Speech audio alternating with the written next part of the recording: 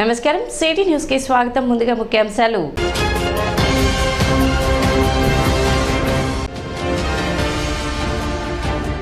Tenali division SC ST వ్యతిరేక పోరాట సమితి జేసీ ఆధ్వర్యంలో చేపట్టిన భారత్ బంద్ విజయవంతం.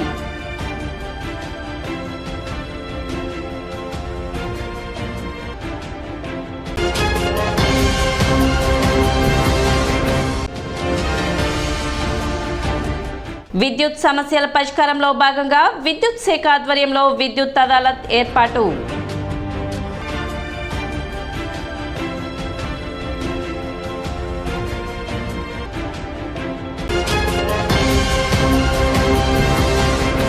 విద్యుత్ సమస్యలను సత్వరమే పరిష్కరించడం విద్యుత్ అదాలత్ ఉద్దేశమని CGRF చైర్మన్ విక్టర్ ఇమ్మాన్యుయల్ తెలిపారు.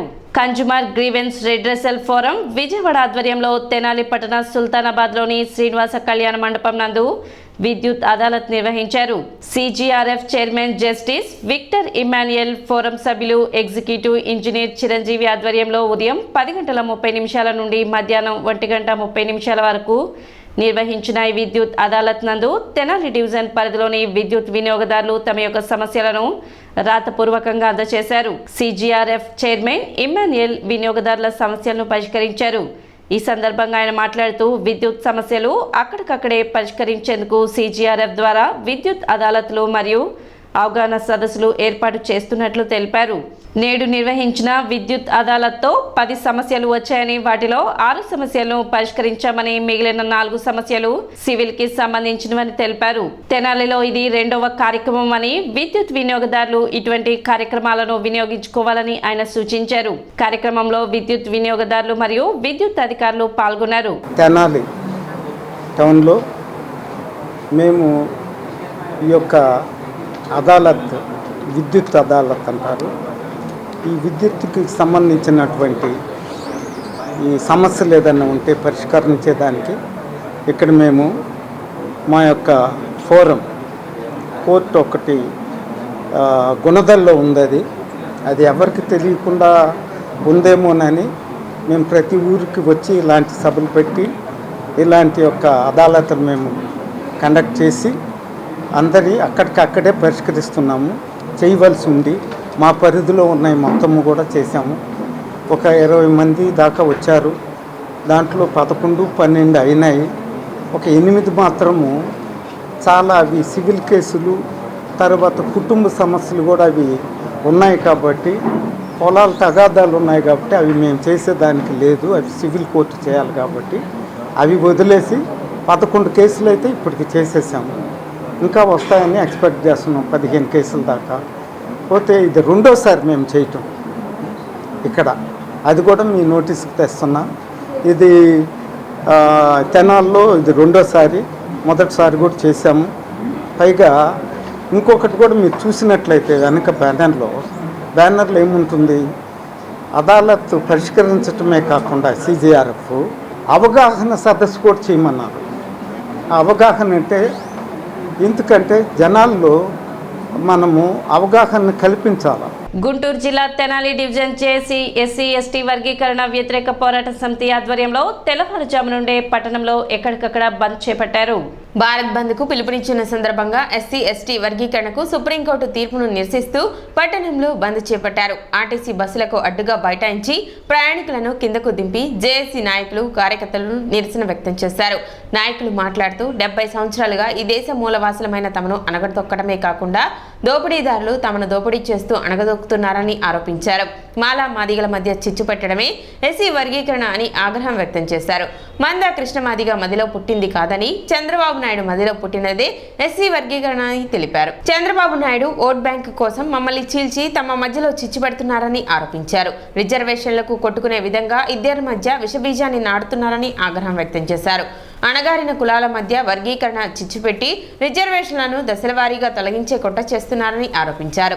రాజ్యాంగం ఏర్పడిన దగ్గర నుండి ఇప్పటి వరకు ఎస్సీ ఎస్టీ సామాజిక వర్గాలకు వర్గీకరణ చేయాలంటే ముందుగా కులగణన చేయాలని, జనాభా తమాషా ప్రకారం వర్గీకరణ జరగాలని జేఏసీ నాయకులు డిమాండ్ చేశారు. తమను కుట్రపూరితంగా అణగతొక్కుతున్నారు కాబట్టి ఈ రోజున బంద్ను శాంతియుతంగా చేస్తున్నామని, బంద్కు ప్రతి ఒక్కరూ సహకరించాలని తెలిపారు. బంద్లో జేఏసీ నాయకులు తదితరులు పాల్గొన్నారు.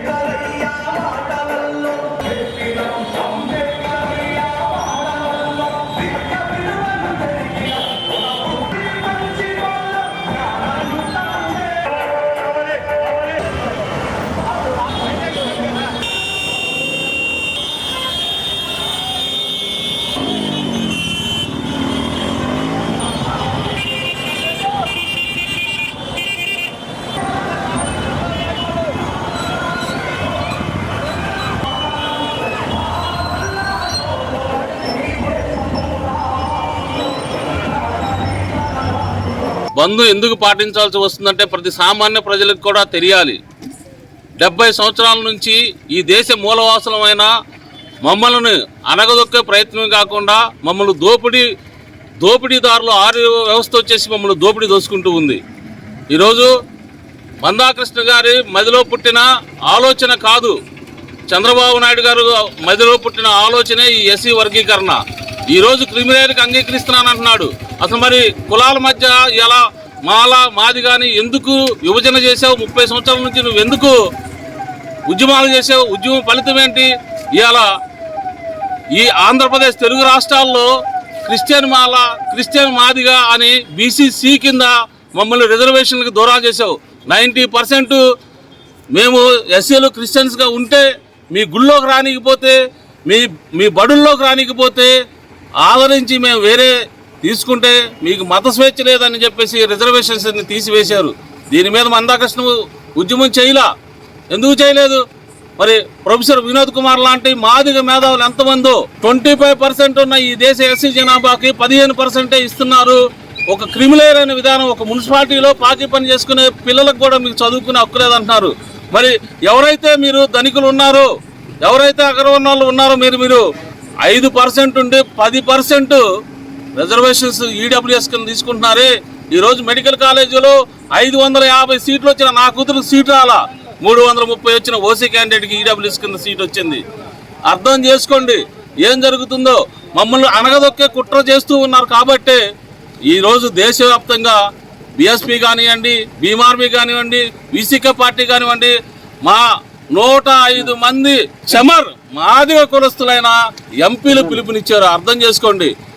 ఇవాళ మందాకృష్ణ గారు ఆయన మదిలో పుట్టింది కాదు.